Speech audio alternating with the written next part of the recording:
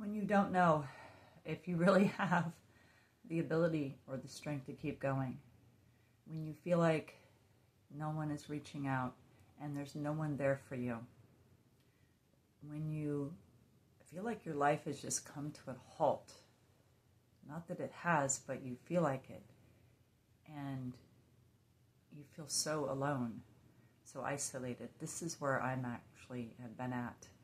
So I'm speaking from my own heart. I am going to bring one scripture that God showed me and expound on the fact that I have already realized my support system is first of all God. But this verse and what I'm going to share today even more opened my eyes to how He is the ultimate support system that never will leave me and never will forsake me. And how Joshua and Jesus are part of the ones who fought that fight for me so that I could freely be given an inheritance and many blessings from God above. But I want you to join me on this journey for this verse. It's in Psalm 73, verse 26, and it's a verse that I've never paid attention or noticed before totally. I hope it comes alive to you today as I share this and gives you hope and just gives you that ability to keep moving and to look to Him, to depend on Him. People will let you down. They will disappoint you. They will forget about you. They will hurt you, maybe be very cruel to you. And God is my source. I hope He becomes your source, because even in the midst of that, it is hard. It is really hard. And this day and age, I think we're either being bombarded directly, straight on, by evil and terrible things, or we just feel so isolated and alone. So I am going to, first of all, read this verse to you, and then I'm going to read the verse before that ties into it. But I'm really focused in because of looking up the different words in this verse and what I found, okay, that really is just another passage I'm going to be standing on and relying on to encourage myself to keep going. And I hope it encourages you. So the verse says, "My flesh and my heart may fail, but God is the strength of my heart and my portion forever." The verse before that, it says, "Whom have I in heaven but you? And being with you, I desire nothing on earth." That is actually my hope, that I can be like that. Not that I will go run somewhere and be all alone by myself. That's not what I'm saying. But that is my prayer, that I will learn to even more desire nothing on this earth but God, because He is my rock. And that is one thing I want to talk about. I've really, really, really been drawn to that description of God, of Elohim, of Yeshua, Yahweh, many words in the Hebrew, they're names for God. And so we're going to explore that some today. But I've been really drawn over the last, really since my daughter died, since 2020, with the whole upheaval of our world, and then that being about my daughter and trying to get my grandkids and then not getting custody of them. All through that, even more, I was looking to the Word, and especially in the Psalms, to look for God's protective qualities and things that not just I would stand on God, but really stand on certain characteristics of Him, parts of Him that I really, really needed to rely on. And I'm still in that place, possibly even more in that place now. And so I hope that that is my heart can be, in that place of just desiring nothing else on earth but God Himself. And yes, He brings many blessings through people, through jobs, through situations, through things on earth.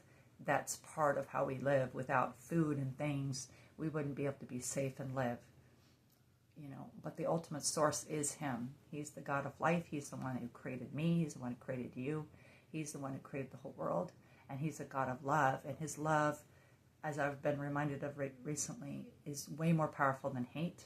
His life, and He's a life giver, physical life giver. He is a spiritual life giver through Jesus Christ, His Son. He's a God of life, and life conquers death. Love conquers evil. Hate, his presence conquers all presence of other evil things. So that's just coming out of me because that's what he's showing me. But I believe if he's showing it to me, he definitely wants to speak this to others because, all of us are unique, but we all are going through the same kind of things. The Bible says so. So to start breaking this verse down, my flesh is my body, my flesh, my being. I'm not going to go on a lot about that word. And my heart, that word heart, it is several different things. When you look it up in the lexicon and the original, it means the inner man, inner woman, and for my case, inner person. I'm just going to call it the inner person. Or it also involves our will and our mind, our will and our inner person. It's our inner heart. It's not referring to the physical heart, although I believe it's tied together. It's referring to our inner heart and passion and the thing that can be wounded and the thing that spurs us on. Okay? So that's to say a little bit about what the word heart means. May fail. The word for fail is kala. I'm not professing to exactly know how to pronounce these, although you can look up the pronunciations, but I'm just going to say kala. Kalah. Now that is the English letters. The Hebrew word translate put into English letters so that we can know how to pronounce it, because if you look at the Hebrew, it's very totally different than the English language. You would never be, unless you learn it, you don't know it. Okay, so that word means to be at the end. There's some different things it says when you look it up. To be at the end, to be finished, spent. Okay, when I was looking at that, I definitely this would relate to a person dying, their heart dying, their body and their heart dying. But I definitely believe it has to do with feeling like you're at the end with your emotional heart. And that's where I've been in this last week or so. Probably more, but very heavy in the last week or so. Just, I had this victorious, wonderful month, I think you would say, in February, where I just had so much joy, felt so alive. I just felt free from all grief, not that I was unreal about the situation, but and then boom, came into all of this. But I really believe that has to do with feeling that you're at the end of your rope, not knowing if you can go on anymore, feeling finished, feeling spent, feeling done. Done is another word I put in, feeling done. Maybe almost to the place, or could be to the point of you thinking of taking your life, which many people do. It's so sad. And I don't ever want to be in that place, and I hope you don't either. But I really believe this relates to those of us who are still alive physically, but we're spent, and we feel like we're at the end of our rope, whatever word you want to use. Okay, so my flesh and my heart may fail, may feel like giving up, may feel like I don't know if I can keep going, may feel done, just no energy, no strength. It's hard. I feel it. Even now, I'm doing a little better today, but even now I feel that. So it must be that others are going through it too. So then it says, but God. The word for God there is Elohim, because we translate many of the different words in the Hebrew and the Greek into God. So our English language is more limited, although our English language has many different meanings for certain words. But it's from the word Elohim. And Elohim means mighty one. And what they also use that word for is to represent one true God.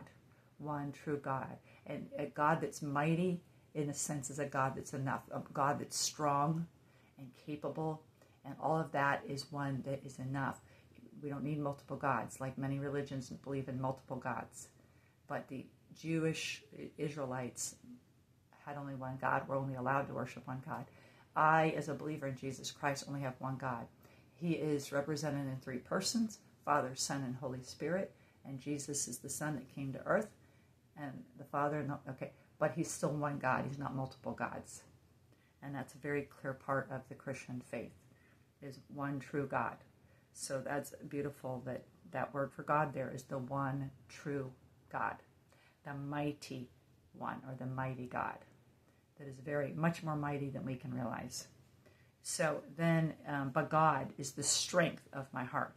Okay, so that word strength, that's translated into strength in the English from the Hebrew, is Tzur. Again, even that's the English letters that's represented from the Hebrew. Zur, I'm not sure if I'm pronouncing it right again. Okay, I'm not good at pronouncing any language. Ask my son, who always corrects me about things like that. But it is Tzur in the English letters. I couldn't even look at the Hebrew and tell you, and you probably couldn't either. But that means rock or cliff. That's what it means. So if it was more literal, it would be, but God is the rock of my heart. Okay? And cliff too, but I'm going to focus in on that word rock. And that, again, was, if you look at King David and some of the different names he gives God, it's, you are my refuge, you are my fortress, you are my hiding place, you are my rock, you are my salvation, you are my strong tower, you're my high tower. There's many different ways that he describes God specifically as something that God does for us and who he is in our lives and can be in our lives. So the rock was the one I was drawn to the most, and I was like, well, rocks.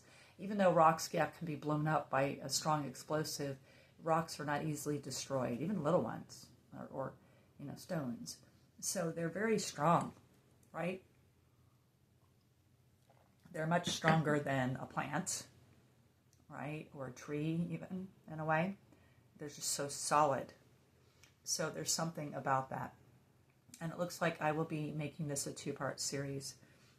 So the rock, I am going to share with you what that means now, that I got from, again, studying through the word online. The rock, in the Jewish culture, though this proves part of why I was so drawn to it, that they see all these qualities just in the word rock. And all these qualities are mentioned specifically different places throughout the Bible and by King David. So it said rock in the Jewish culture is a powerful metaphor and meaning, representing his strength, his